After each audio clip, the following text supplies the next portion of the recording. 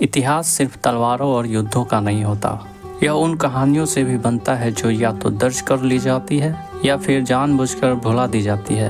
भारत के हर कोने में ऐसी नायिकाएं हुई है जिन्होंने न सिर्फ अपने साम्राज्य बल्कि पूरे राष्ट्र की रक्षा के लिए अपने प्राण न्यौछावर कर दिए, लेकिन अफसोस उनकी कहानियां इतिहास के पन्नों में धुंधली कर दी गई।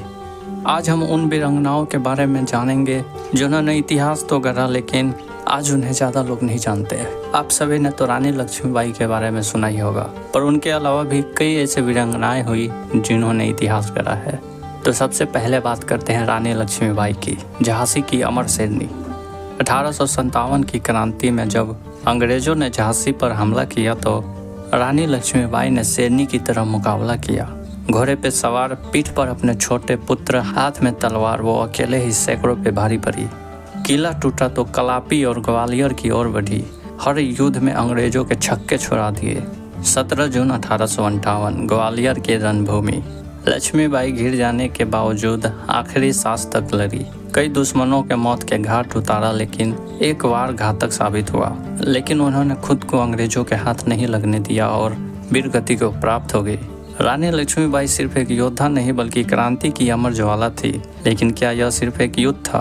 नहीं, यह एक संदेश था कि भारत की महिलाएं सिर्फ घूंघट में रहने के लिए नहीं बल्कि वो दुश्मनों को धूल चटाने की भी पूरी सामर्थ्य रखती है। दूसरी वीरांगना थी उमा देवी, दलित वीरांगना जिसने अंग्रेजों को खदेड़ा।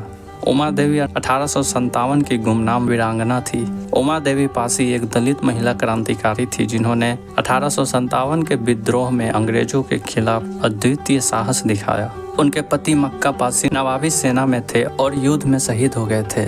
बदले की आग में उमा देवी ने हथियार उठाया और लखनऊ के सिकंदर बाग में अंग्रेजों से लोहा लिया। 16 नवंबर 1857 को वह एक घने पीपल के पेड़ पर छिपकर बैठ गई और अकेले 36 अंग्रेज सैनिक को मार गिराया। अंग्रेजी सेना ने जब पेड़ को गोलियों से छल्ली कर दिया तब उनका शव नीचे गिरा और उनका शौर्य का सच सामने आया। इतिहास में उन्हें झांसी की रानी जैसी पहचान तो नहीं मिली, लेकिन लखनऊ के सिकंदर बाग में उनकी प्रतिमा स्थापित कर उनकी वीरता को सम्मान दिया गया है। यह कहानी हमें बताती है कि साहस का कोई जाति या लिंग नहीं होता, साहस तो बस साहस होता है। तीसरी है रानी अम्बिका चोटा, पहली महिला स्वतंत्रता सेनानी। क्या आपने रानी अम्बिका चोटा का नाम सुना है? अगर नहीं तो अब जान लीजिए, क्योंकि वह भारत की पहली महिला स्वतंत्रता सेनानी थी जिन्होंने 16वीं सदी में पुर्तगालियों के खिलाफ जंग छेड़ दी थी।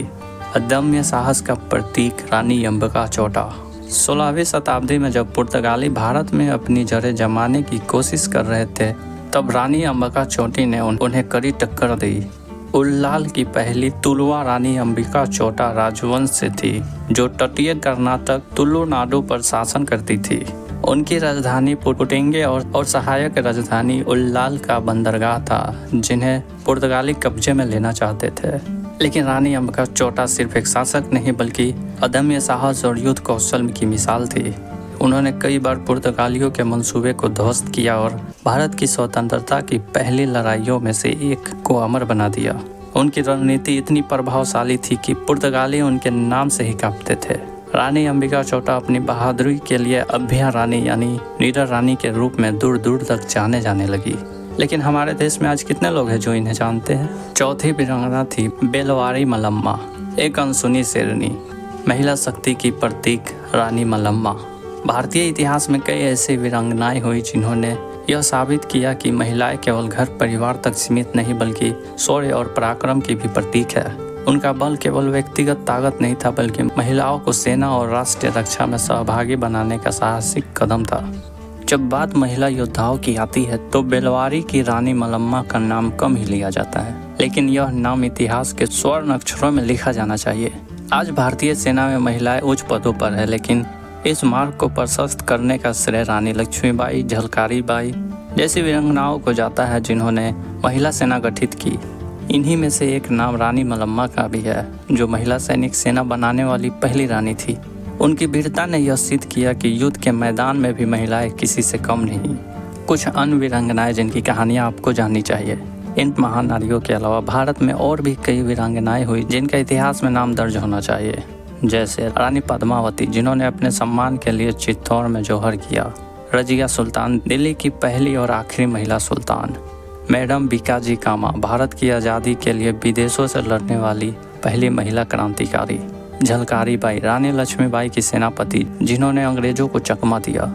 बेगम हजरत महल 1857 की क्रांति में लखनऊ का नेतृत्व करने वाली महान योद्धा।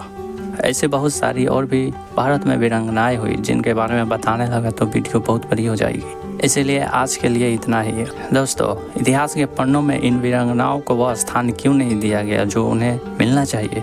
क्या यह हमारी जिम्मेदारी नहीं कि हम इनकी कहानियां हर किसी तक पहुंचाएं? अगर आपको भी लगता है कि इन वीरांगनाओं के बलिदान को हर भारतीय को जानना चाहिए तो इस वीडियो को शेयर करें, लाइक करें और कमेंट में बताएं कि कौन सी वीरांगना की कहानी आपको सबसे ज़्यादा प्रेरित करती है। अगर आपके पास कोई सुझाव हो तो हमें ज़रूर दें और अपने चैनल को सब्सक्राइब करना न भूलें। मिलते हैं अगले वीडियो में, तब तक के लिए जय हिंद।